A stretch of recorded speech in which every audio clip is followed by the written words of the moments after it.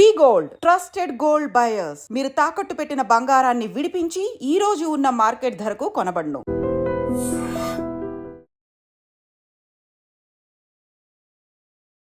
Hello guys, welcome back to iDream Media. ఈరోజు మనతో ఉన్నారు సీనియర్ స్టాక్ మార్కెట్ అనలిస్ట్ అయిన ప్రభు గారు. ముఖ్యంగా ఈరోజు ఎపిసోడ్లో ఈటీఎఫ్ ఇండెక్స్ ఫండ్స్ గురించి తెలుసుకుందాం. Hi sir. హలో సార్, మార్కెట్లో డిఫరెంట్ టైప్స్ ఆఫ్ ప్రొడక్ట్స్ అనేవి ఉంటూ ఉన్నాయి. అయితే ఎవరైనా సరే ట్రేడింగ్లోకి కానీ లేదంటే ఈ ఇన్వెస్ట్మెంట్ దిగుదాం అనుకున్న తర్వాత ఓన్గా చేసుకోగలరు, ఇవి అంత హెవీగా ఉండవు అనే మాటలు వినిపించే ప్రొడక్ట్స్ అయితే మాత్రం ఈ ఈటీఎఫ్ ఇండెక్స్ ఫండ్ అనేది. బట్ దీని గురించి పూర్తి ఇన్ఫర్మేషన్ అయితే మార్కెట్లో ఎక్కడ మాకు దొరకలేదు. కాబట్టి దీని గురించి ఇన్ఫర్మేషన్ ఇవ్వండి అని చెప్పేసి మన ఆడియన్స్ కామెంట్స్ పెడతా ఉన్నారు. సో ఒక్కసారి ఈ ఈటీఎఫ్ అంటే ఏంటి, ఇండెక్స్ ఫండ్ అంటే ఏంటి, దీంట్లో ఇన్వెస్ట్మెంట్ ఏ విధంగా ఉంటుంది అనేది కాస్త చెప్తారా? ఇప్పుడు నిఫ్టీ ఈటీఎఫ్ తీసుకుందాం. నిఫ్టీలో సెక్టర్స్ ఉంటాయి.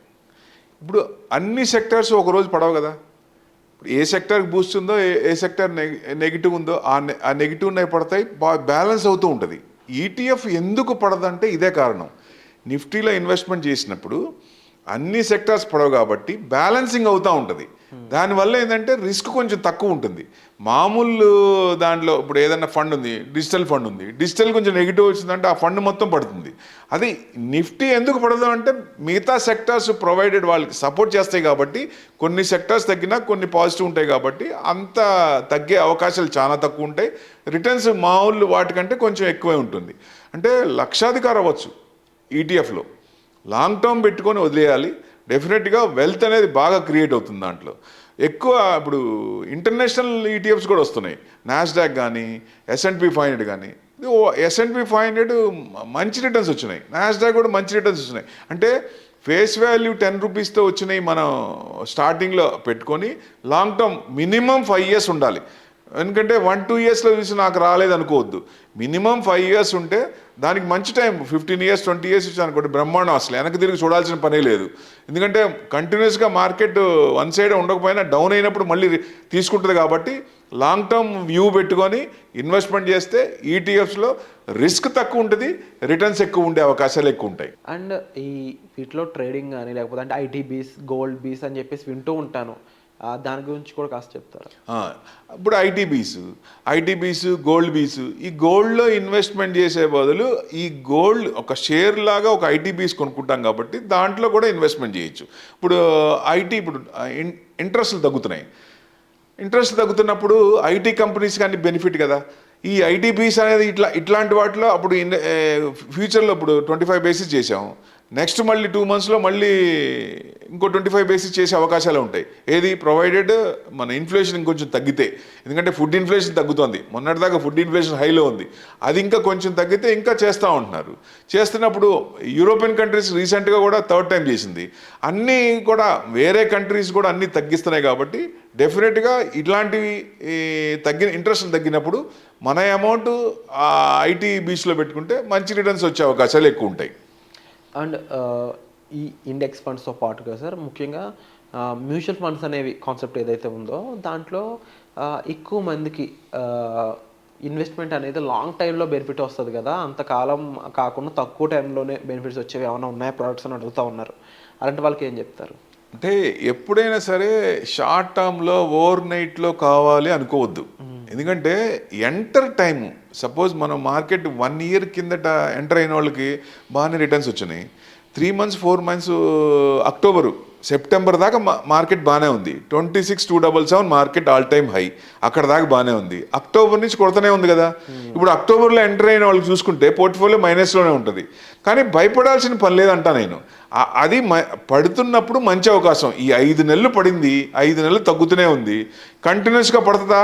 పడే ఛాన్సే లేదు. ఎక్కడో ఒక చోట మ్యాక్రోస్ మారుతాయి, గవర్నమెంట్ పాలసీలు మారుతాయి, డెఫినెట్గా పాజిటివ్ వస్తుంది. దానికోసం వెయిట్ చేయాలి, కన్సిస్టెంట్గా ఇన్వెస్ట్మెంట్ చేయాలి. మధ్యలో ఆపేసి మళ్ళీ ఎందుకంటే fear of missing out FOMO ఉంటుంది.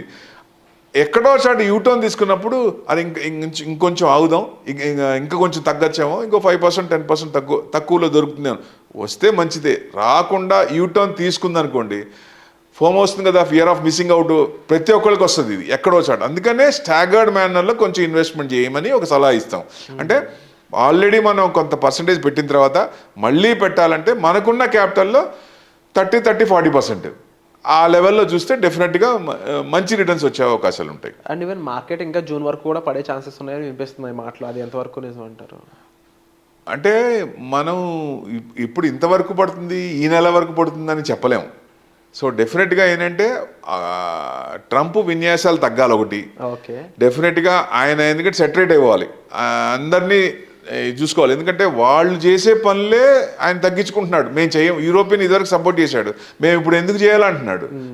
మీది ఇన్వెస్ట్మెంట్ మేము చేయము, మేము డబ్బులు మేము పంపించాం, మీరే చూసుకోవాలంటున్నాడు. వాళ్ళు చేసే పనులే ఆయనకి వ్యతిరేకం అవుతుంది. ఒక రకంగా ఒక రాంగ్ సెలెక్షన్ ఆఫ్ యూఎస్ అనుకోవచ్చు ఒక రకంగా. ఎందుకంటే ఇట్లాంటి పాలసీలు పెద్దన్న పొజిషన్లో ఉన్నప్పుడు, ఇంటి పెద్దన్న పొజిషన్ ఉన్నప్పుడు ఏ ఆపద వచ్చినా ఏం చేసినా సపోర్టివ్గా ఉండాలి కానీ నెగిటివ్గా ఉండకూడదు కదా. సో డెఫినెట్గా అది కరెక్ట్ కాదు. ఆయన ఎప్పుడైతే ఈ 3 నెలల్లో 6 నెలల్లో, ఎందుకంటే ఇది లాస్ట్ టర్మ్, మళ్ళీ రాడు ఆయన. సో ఈ ఎక్కడో చోట ఆయన మారతాడనే ఉద్దేశం. డెఫినెట్గా మనతో అయితే అంత నెగిటివ్గా లేదు. మోడీకి ఆయనకి మంచి స్నేహం ఉంది. డెఫినెట్గా మనం కూడా మన మోడీ గారు, మన ప్రైమ్ మినిస్టర్ కూడా చాలా సపోర్ట్ చేశారు. స్టేజ్ ఇద్దరికి ఇది చేసుకున్నారు ఆయన లాస్ట్ టైము మన ఇండియా వచ్చినప్పుడు. ఏ ప్రైమ్ మినిస్టర్ కూడా అదర్ ప్రెసిడెంట్కి వచ్చినప్పుడు స్టేజ్ ఇది చేయరు, అంత సపోర్ట్ చేశాడు ఆయన డెఫినెట్గా. ఎందుకంటే మిగతా కంట్రీస్కి చెయ్యాలి కాబట్టి కొంచెం హార్ష్గా ఉన్నాడు. ఇండియాగా ఇప్పుడు ఆయన అక్కడే ఉన్నారు కాబట్టి ఇవాళ రేపు మనకి బయటకు వస్తాయి. డెఫినెట్గా మార్కెట్ తీసుకుంటే 26,277 అంటే 26,277 నుంచి మనకి పడింది, 15% పడింది. కానీ మీన్ రివర్షన్ తీసుకున్నా ఇక్కడ నుంచి బాగుంటే 24,800 వరకు వెళ్ళే అవకాశాలు ఉంటాయి. ఓకే, 24,800 వరకు. ఈ ఇయర్ మొత్తం మోడరేట్గా ఉండే స్కోప్ ఉందంటారా? Heavy rise, heavy fall, heavy rise అట్లా ఏమైనా ఈ ఉండదు? మోడరేట్ అండి. లాస్ట్ ఇయర్ ఎంత వచ్చినా ఈ సంవత్సరం కూడా మోడరేటే ఉండొచ్చు, ప్రొవైడెడ్ నెగిటివ్స్ లేకుండా ఉండి పాజిటివ్ కనుక యాడ్ అవుతే, ఎఫ్ఐఎస్ రిటర్న్ అయితే, ఐఎన్ఆర్ తగ్గితే, బాండ్ డీల్ తగ్గితే డెఫినెట్గా మన 30,000 నిఫ్టీ కూడా వెళ్ళే ఛాన్సులు ఉంటాయి. 28,000 30,000 వెళ్ళే ఛాన్సులు ఉంటాయి. ఇవన్నీ సపోర్ట్ చేయాలి, మ్యాక్రోస్ అన్ని సపోర్ట్ చేయాలి. ఎందుకంటే మన దగ్గర ఎక్కడ నెగిటివ్ లేదు, స్కామ్స్ లేవు, అన్నీ సేఫ్గానే ఉన్నాయి, ఇన్ఫ్లేషన్ కూడా కంట్రోల్లోనే ఉంది. డెఫినెట్గా ఐఎన్ఆర్ ఒకటి తగ్గుతుంది. ఐఎన్ఆర్ ఇప్పుడు డాలర్ ఎందుకు పెరుగుతోంది? ఇప్పుడు China get out, India get in అంటున్నాడు. అప్పుడు మనం ఇక్కడి నుంచి మనం ఇంపోర్ట్ చేసినప్పుడు వాళ్ళకి ఎక్కువ చేస్తున్నప్పుడు ట్రేడ్ డెఫిసిట్ వస్తుంది. ఆ డెఫిసిట్ రాకుండా ఉండటానికి మెక్సికో కానీ కెనడా కానీ ఎవరైతే ఇంపోర్ట్ చేద్దాం యుఎస్కి అనుకుంటున్నారో, సో డెఫినెట్గా వాళ్ళు డాలర్స్ కొంటున్నారు. దానివల్ల డాలర్ డిమాండ్ పెరిగింది. అంతేగాని పడటం కూడా చూడండి, ఐఎన్ఆర్ టపా పడుతుంది.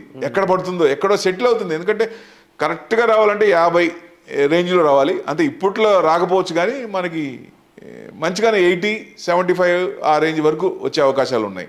వచ్చినప్పుడు మన మార్కెట్ మంచిగా ఉంటుంది. అది కనుక తగ్గుతూ ఉంటే అది ఇండికేషను ఎఫ్ఐఐస్ వెనక్కి తిరిగారా, ఇంక ఎదురు చూసుకోవాల్సిన పని లేదు. ఎందుకంటే 26,000 ఎస్ఐపి నుంచి 26,000 కోట్లు వస్తుంది. మనం ఇది చూసుకొని వాళ్ళు నెగ్లెక్ట్ చేస్తున్నాం. వాళ్ళు కూడా వస్తే మార్కెట్ ఎక్కడ ఉంటుంది? 30,000 అనేది వెరీ ఈజీ, వెరీ కామన్ అసలు. ఎందుకంటే ఇన్వెస్ట్మెంట్ పెరుగుద్ది కాబట్టి. ఇప్పుడు ఐటీ పీపుల్ తీసుకోండి, పిల్లలు బాగా చదువుతున్నారు, వైఫ్ అండ్ హస్బెండ్ ఇద్దరికి డబుల్ పే చెక్స్ వస్తున్నాయి కదా. ఇన్వెస్ట్మెంట్ ఇప్పుడు బయట ఉన్న వాళ్ళందరూ పిల్లలు వాళ్ళ తల్లిదండ్రులకు డబ్బులు పంపిస్తున్నారు కదా, అవన్నీ ఇన్వెస్ట్మెంట్ ఇక్కడే అవుతున్నాయి కదా. సో డెఫినెట్గా అది పాజిటివే కదా. మనకు అన్ని పాజిటివే ఉన్నాయి కాబట్టి డెఫినెట్గా ఇట్లాంటి టైంలో పేషెన్స్గా ఉంటే రిటర్న్స్ వచ్చే అవకాశాలే ఉంటాయి. Wonderful sir. సో ఇప్పుడున్న సిచ్యువేషన్ అనే కాకుండా ఫ్యూచర్ అయితే చాలా బ్రైట్గా ఉండబోతుంది సార్ చెప్తున్నారు. బట్ ఈ టైంలో మీరు ఆల్రెడీ ఇన్వెస్ట్ చేస్తున్నట్లయితే దాన్ని ఏం చేయాలి, ఎలా మేనేజ్ చేయాలి అనే విషయంపై మీరు డిస్ప్లే అవుతున్న నెంబర్స్ కాల్ చేసి సార్తో మీరు గైడెన్స్ అనేది తీసుకోవచ్చు. Thank you so much sir. Thank you.